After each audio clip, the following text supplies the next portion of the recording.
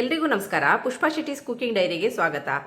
ನಾನಿವತ್ತು ಪನ್ನೀರಿಂದ ಒಂದು ಈರುಳ್ಳಿ ಬೆಳ್ಳುಳ್ಳಿಯನ್ನು ಉಪಯೋಗಿಸದೆ ಒಂದು ರೆಸಿಪಿನ ಮಾಡೋಣ ಅಂತಿದ್ದೀನಿ. ಅದಕ್ಕೆ ನಾನು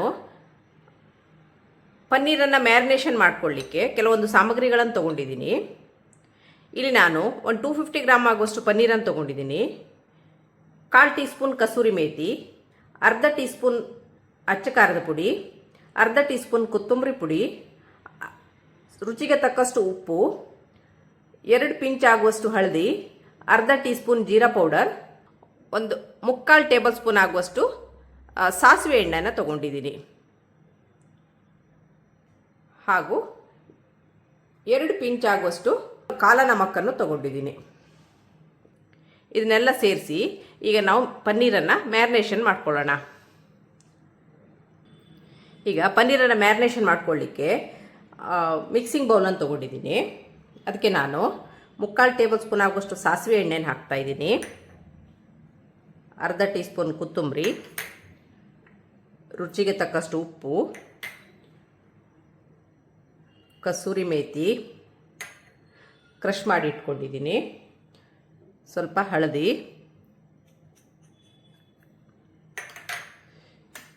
ಜೀರಾ ಪೌಡರ್,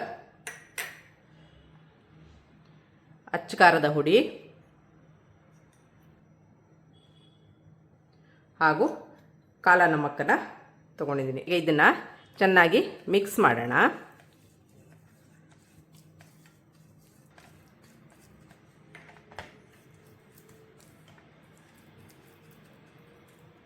ಇದಕ್ಕೆ ಈಗ ನಾವು ತಗೊಂಡಂಥ ಪನ್ನೀರನ್ನು ಹಾಕಿ ಮ್ಯಾರಿನೇಷನ್ ಮಾಡೋಣ.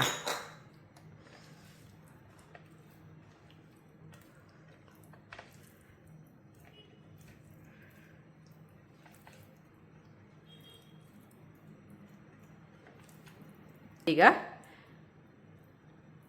ಮಸಾಲ ಪದಾರ್ಥಗಳು ಚೆನ್ನಾಗಿ ಮಿಕ್ಸ್ ಆಗಿದೆ. ಇದನ್ನು ಒಂದು ಸೈಡಲ್ಲಿ ಇಡೋಣ. ಈಗ ನೆಕ್ಸ್ಟ್ ಮುಂದಿನ ಸ್ಟೆಪ್ಪನ್ನು ನೋಡೋಣ. ಈ ಗ್ರೇವಿಗೆ ಒಂದು ಪೇಸ್ಟ್ ಮಾಡ್ಕೋಬೇಕು. ಅದಕ್ಕೆ 1.5 ಟೇಬಲ್ ಸ್ಪೂನ್ ಆಗುವಷ್ಟು ಕ್ಯಾಶು, 1.5 ಟೇಬಲ್ ಸ್ಪೂನ್ ಆಗುವಷ್ಟು ಮೆಲನ್ ಸೀಡ್ಸನ್ನು ತೊಗೊಂಡಿದ್ದೀನಿ. ಅದನ್ನು ನೀರಿಗೆ ಹಾಕಿದ್ದೀನಿ. ಇದನ್ನು ತೊಳೆದು ಒಂದು 6ರಿಂದ 7 ನಿಮಿಷ ಗ್ಯಾಸಲ್ಲಿ ಬೇಯಿಸೋಣ. ನಂತರ ಇದನ್ನು ಪೇಸ್ಟ್ ಮಾಡ್ಕೋಬೇಕು. ಇದಕ್ಕೆ ನಾನು 1 ಕಪ್ನಷ್ಟು ಮೊಸರನ್ನು ತಗೊಂಡಿದ್ದೀನಿ. ಈ ಮೊಸರಿಗೆ ಒಂದು ಅರ್ಧ ಟೀ ಸ್ಪೂನ್ ಆಗುವಷ್ಟು ಉಪ್ಪನ್ನು ತಗೊಂಡಿದ್ದೀನಿ, ಒಂದು 3/4 ಟೀ ಸ್ಪೂನಷ್ಟು ಕೊರಿಯಾಂಡರ್ ಪೌಡ್ರು, ಒಂದು 3/4 ಟೀ ಸ್ಪೂನಷ್ಟು ರೆಡ್ ಚಿಲ್ಲಿ ಪೌಡರ್, ಒಂದು ಅರ್ಧ ಟೀ ಸ್ಪೂನಷ್ಟು ಹಳದಿ ಪೌಡ್ರನ್ನು ತಗೊಂಡಿದ್ದೀನಿ. ಇದನ್ನು ಈ ಮೊಸರಲ್ಲಿ ಹಾಕಿ ಮಿಕ್ಸ್ ಮಾಡಿ ಇಟ್ಕೊಳ್ಳೋಣ.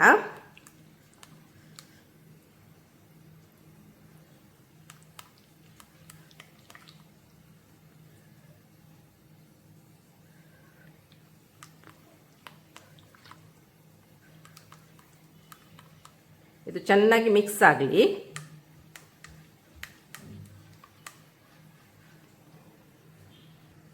ಈಗ ಇದು ಸ್ಮೂತ್ ಪೇಸ್ಟ್ ಆಗಿದೆ. ಈ ಥರ ಸ್ಮೂತಾಗಿ ಮಿಕ್ಸ್ ಮಾಡಿ ಇಟ್ಕೊಂಡಿದ್ದೀನಿ. ಈಗ ಇದನ್ನ ನೆಕ್ಸ್ಟ್ ಪ್ರೊಸೀಜರ್ ಏನಂತ ನೋಡೋಣ. ಈಗ ನಾನು ಕ್ಯಾಶು ಮತ್ತು ಮೆಲನ್ ಸೀಡ್ಸನ್ನು ಬೇಯಿಸಿ ಸ್ಟ್ರೈನ್ ಮಾಡಿ ಇಟ್ಕೊಂಡಿದ್ದೀನಿ. ಇದನ್ನ ಈಗ ನಾವು ಪೇಸ್ಟ್ ಮಾಡ್ಕೊಂಡು ಬರೋಣ.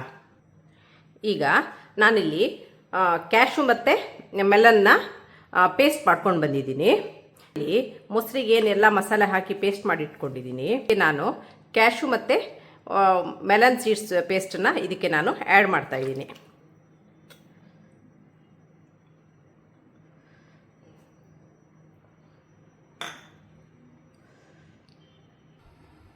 ಈಗ ನಾನಿಲ್ಲಿ ಪ್ಯಾನನ್ನು ಬಿಸಿಗೆ ಇಟ್ಕೊಂಡಿದ್ದೀನಿ. ಅದಕ್ಕೆ ಸ್ವಲ್ಪ ಎಣ್ಣೆಯನ್ನು ಹಾಕೋಣ.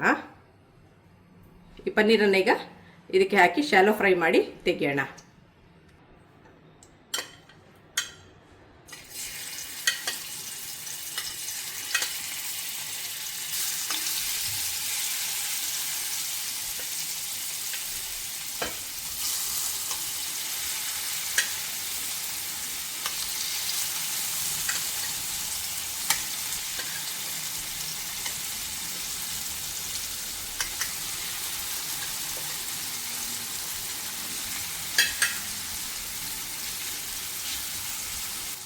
ಈಗ ಇದನ್ನು ಒಂದೊಂದನ್ನೇ ಉಲ್ಟ ಹಾಕೋಣ.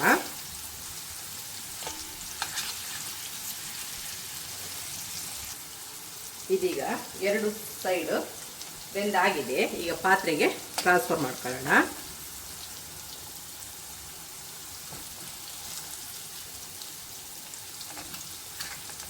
ಚೆನ್ನಾಗಿ ಆಗಿದೆ ಇದು. ನಾನಿಲ್ಲಿ ತವಾನ ಬಿಸಿಗಿಟ್ಟಿದ್ದೀನಿ. ಸಾಸಿವೆ ಎಣ್ಣೆನ ಹಾಕ್ತಾ ಇದ್ದೀನಿ. ಅದು ಚೆನ್ನಾಗಿ ಕಾಯಲಿ. ಚೆನ್ನಾಗಿ ಕಾದ್ಮೇಲೆ ನಾವು ಉಳಿದ ಸಾಮಗ್ರಿಗಳನ್ನು ಹಾಕೋಣ.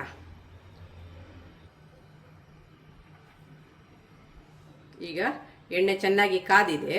ಕಾದ ನಂತರ ಏಲಕ್ಕಿಯನ್ನು ಹಾಕ್ತಾ ಇದ್ದೀನಿ. ಒಂದು ಅರ್ಧ ಟೀ ಸ್ಪೂನ್ ಆಗುವಷ್ಟು ಜೀರಿಗೆಯನ್ನು ಹಾಕ್ತಾ ಇದ್ದೀನಿ.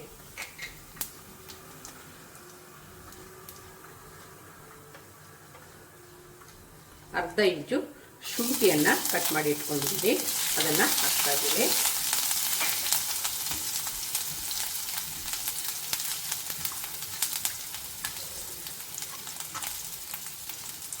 ಲವಂಗವನ್ನು ಹಾಕ್ತಾ ಇದ್ದೀನಿ. ಹಾಗೂ ಹಸಿಮೆಣಸನ್ನು ಒಂದೆರಡನ್ನು ಹೆಚ್ಚಿಟ್ಕೊಂಡಿದ್ದೀನಿ, ಅದನ್ನು ಸಹ ಹಾಕ್ತಾ ಇದ್ದೀನಿ.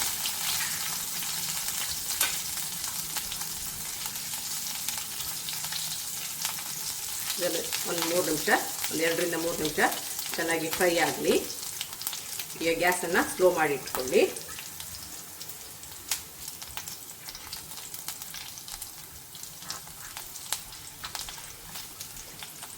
ಒಂದೂವರೆ ಟೀ ಸ್ಪೂನು ಚಿಲ್ಲಿ ಪೌಡ್ರನ್ನ ಹಾಕ್ತಾ ಇದ್ದೀನಿ.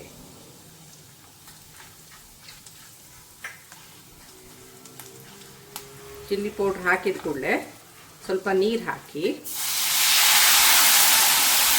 ಚೆನ್ನಾಗಿ ಹೊಂದ್ಕೊಳ್ಳಿ.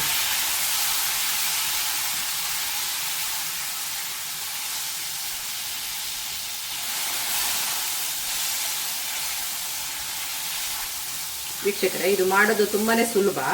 ಯಾವುದು ತರಕಾರಿ ಹೆಚ್ಚಬೇಕಾಗಿಲ್ಲ. ಬರೀ ಪನ್ನೀರನ್ನು ಒಂದು ಕಟ್ ಮಾಡಿಕೊಂಡ್ರೆ ಸಾಕು. ಈಸಿಯಾಗಿ ಬಾರಿ ಬೇಗವಾಗಿ ಕ್ವಿಕ್ಕಾಗಿ ಮಾಡ್ಕೋಬೋದು.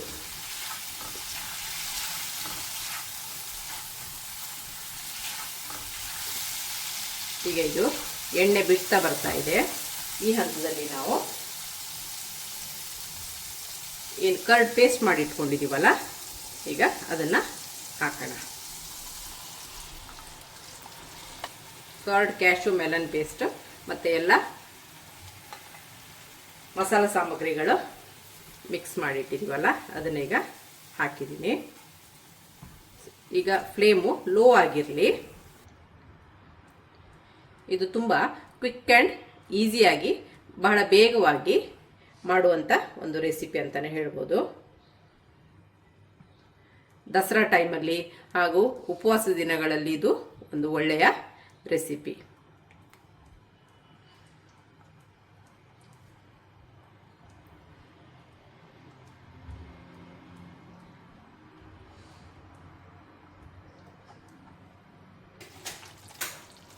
ಇದು ಒಂದು ವೀಕ್ಷಕರೇ, ಇದೊಂದು 6 ರಿಂದ 7 ನಿಮಿಷ ನಾನು ಕೈ ಬಿಡದೆ ಮಗ್ತಾ ಇದ್ದೆ. ಯಾಕಂದರೆ ಇದು ಕ್ಯಾಶು ಪೇಸ್ಟ್ ಹಾಕಿರೋದ್ರಿಂದ ತಳ ಹಿಡಿಯೋ ಚಾನ್ಸಸ್ ಇರುತ್ತೆ. ಈಗ ಇದು ಆಯಿಲು ಸೈಡ್ ಬಿಡ್ತಾ ಬರ್ತಾ ಇದೆ. ಈಗ ಇದು ಈ ಕನ್ಸಿಸ್ಟೆನ್ಸಿಲಿ ಬಂದಿದೆ. ಈಗ ಇದಕ್ಕೆ ಸ್ವಲ್ಪ ಬಿಸಿನೀರನ್ನು ಸೇರಿಸೋಣ. ಕನ್ಸಿಸ್ಟೆನ್ಸಿ ನಿಮಗೆ ಯಾವ ಹದದಲ್ಲಿ ಬೇಕು ಆ ಹದದಲ್ಲಿ ಮಾಡಿಕೊಳ್ಳಿ. ಈಗ ಇದು ಆಗಿದೆ.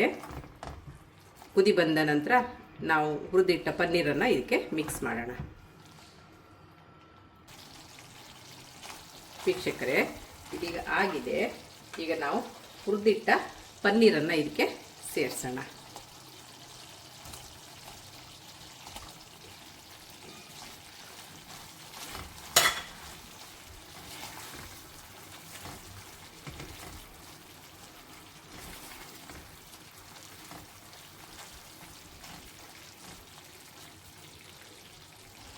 ಸ್ವಲ್ಪ ಗರಂ ಮಸಾಲವನ್ನು ಆ್ಯಡ್ ಮಾಡ್ತಾ ಇದ್ದೀನಿ.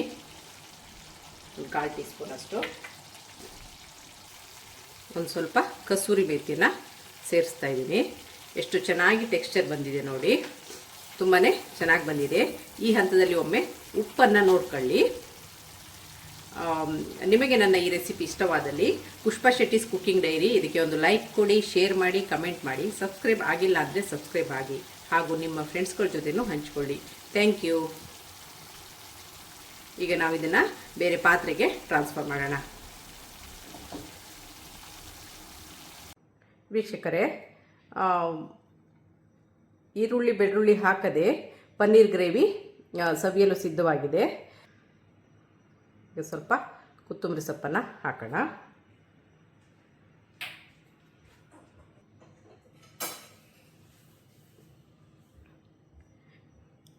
ವೀಕ್ಷಕರೇ, ರುಚಿಯಾದ ಪನ್ನೀರ್ ಗ್ರೇವಿ ಸವಿಯಲು ಸಿದ್ಧವಾಗಿದೆ.